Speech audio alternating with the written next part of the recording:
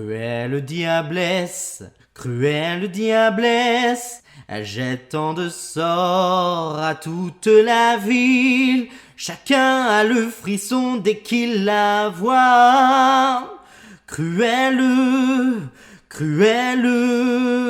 elle semble une araignée guettant sa proie.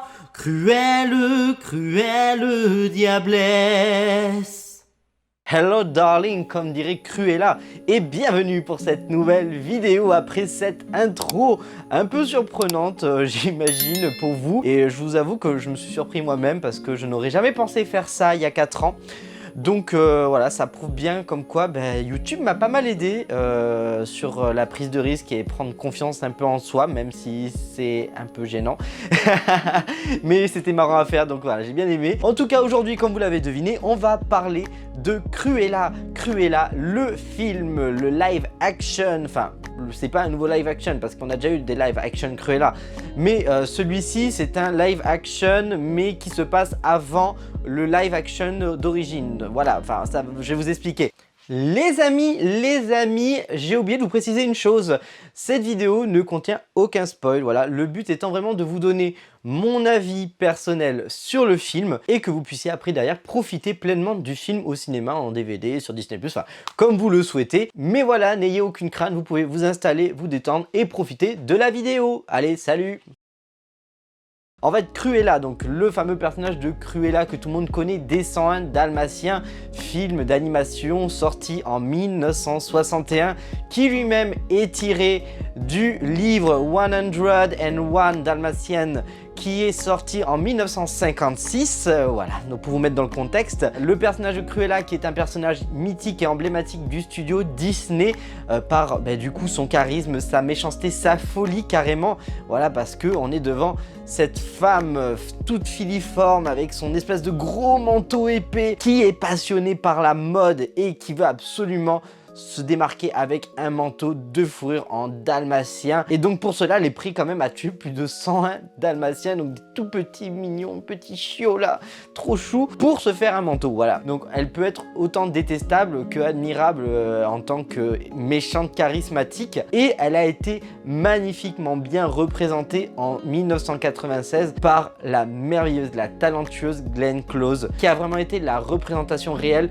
de ce personnage qui était vraiment juste hyper charismatique. J'ai tellement aimé ce film et c'est vrai qu'au final quand on regarde bien les 101 Dalmatiens, c'est vraiment le premier live action, enfin un des premiers il me semble, parce que quand on parle des live action d'aujourd'hui, maintenant on fait que ça, mais ça existait déjà à l'époque, hein, c'est pas nouveau vous savez. Et donc ce 23 juin 2021 est arrivé dans nos cinémas Cruella, le live action.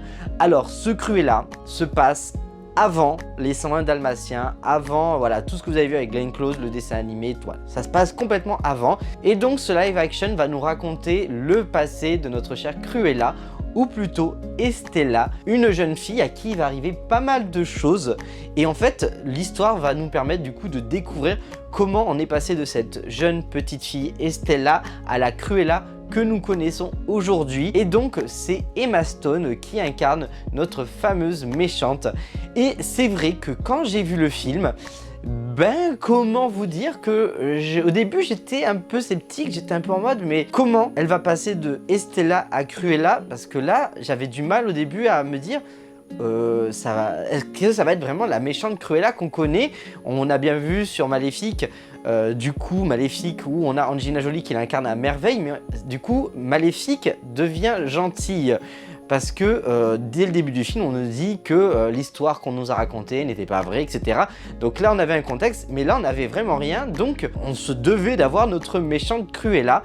Et je suis pas déçu parce que le personnage a su merveilleusement bien évoluer tout au long du film.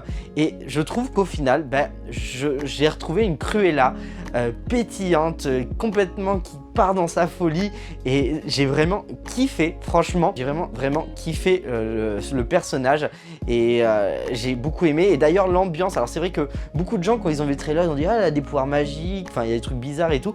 Alors non, il n'y a pas de magie, il n'y a vraiment pas de magie, c'est un côté vraiment déjanté qu'elle a. On voit qu'elle a eu sa jeunesse, voilà, comme tout le monde on a notre jeunesse complètement déjantée et tout, sachant qu'en plus sa jeunesse se passe vraiment dans un univers très années 60, 70, vraiment le côté rock and roll. J'ai beaucoup aimé ça. Il y a vraiment pas mal d'influences un peu partout qui sont prises, des petits clins d'œil, vraiment cool. Il y a des personnages qu'on connaît, des 101 Dalmatiens qu'on retrouve également. Voilà, je ne vous en dis pas plus parce que le but c'est ne pas spoiler et que vous découvriez de vous-même tout ça. Mais il y a vraiment pas mal de choses qui sont très sympas et il faut vraiment faire attention à plein de détails pour avoir plein de petites références à droite à gauche et c'est vraiment cool. Le film, du coup, comme je vous dis, il a un petit mélange du coup de ce côté très rock, très punk, voilà, très années 60, je trouve que moi j'ai beaucoup aimé.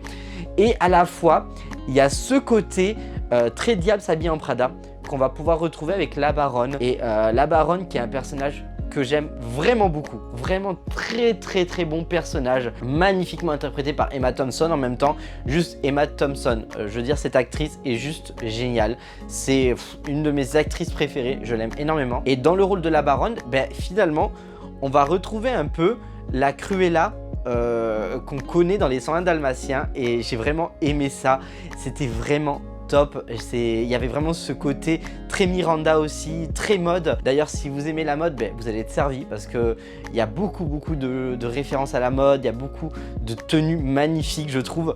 Moi je suis pas un spécialiste de la mode mais je trouve ça très beau et là il y avait vraiment des trucs très beaux à voir, des très beaux tableaux. Il y a ce côté très rébellion de la part de notre Estella, voilà, on voit cette phase où au début elle est toute gentille, elle se laisse avoir, puis après elle commence à reprendre sa vie en main et après voilà, on la voit partir complètement dans cette folie et c'est vraiment top, cette espèce de confrontation avec la Baronne qui est vraiment excellente. Franchement j'ai beaucoup aimé le film, j'ai pas forcément vu le temps passer. Alors peut-être au début si quand Estella elle commence à passer dans la vie adulte et qu'elle se lance un peu dans le marché du travail, etc. Bon, j'ai trouvé ça un peu lent au début, mais très léger, hein, attention, hein, ça passe quand même très bien. Mais après, de suite, on est directement embarqué dans le film. Et puis les musiques sont vraiment excellentes, je trouve. C'est très rock'n'roll, très dynamique pour tout ce qui va être Cruella, Estella. Et puis il y a des moments où on va passer dans des choses un peu plus classiques pour la Baronne. Et il y a des mélanges des deux qui sont vraiment top. Et la BO est vraiment prenante, on s'embarque vachement dedans. Les moments de défilé, les moments où il y a de la rébellion, c'est vraiment dynamique. Les personnages franchement sont cool, sont bien doublés dans l'ensemble. Alors moi je l'ai vu en français, hein, je l'ai pas vu en VO. En VO ça doit être très bon, voire même mieux parce que je sais qu'Emma Thompson sa voix en VO est juste génialissime. Mais en français franchement ça passait bien, voilà. Et bon, il y avait quelques petits clichés au niveau des voix, mais dans l'ensemble franchement c'était plutôt cool. J'ai beaucoup aimé, les personnages on s'y attache vachement, il y a des personnages vachement sympas, voilà. Je vais pas vous en dire plus parce que je veux vraiment pas vous spoiler. Il y a vraiment plein de personnages références du coup au 101 Dalmatiens, des choses à voir et tout, donc voilà, ça sera à vous de le découvrir.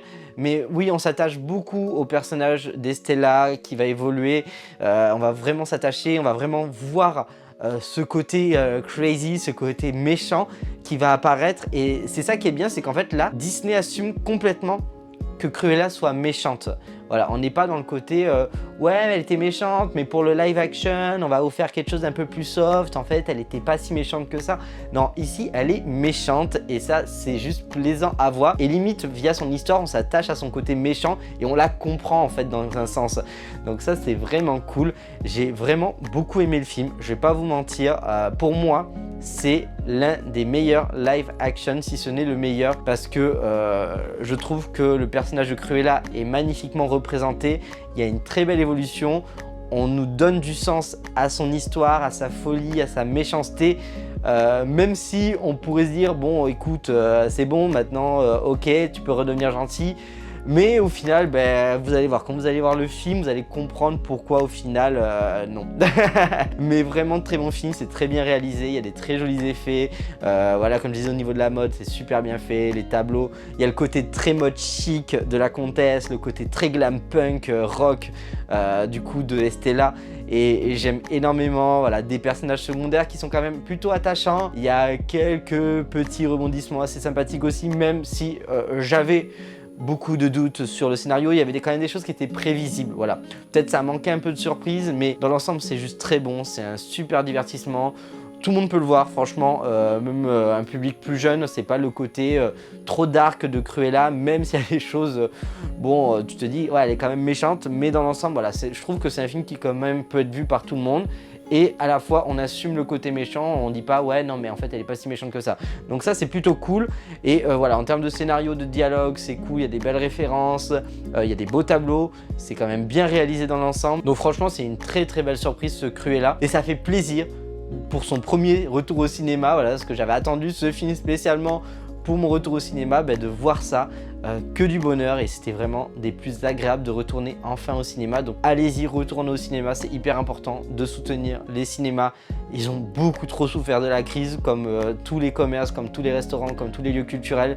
Donc c'est hyper important, soutenez les cinés, allez voir des films, allez voir Cruella, franchement il vaut le coup, vous ne serez pas déçus. J'espère en tout cas que la vidéo vous aura plu, n'hésitez pas si c'est le cas à lâcher les petits pouces, à me dire en commentaire ce que vous avez pensé de ce Cruella si vous l'avez vu et si vous comptez le voir ou pas, à vous abonner si ce n'est pas encore fait, à partager à fond, n'oubliez pas la petite cloche pour ne pas louper les prochaines vidéos. Sur ce, portez-vous bien et je vous dis à très bientôt les amis.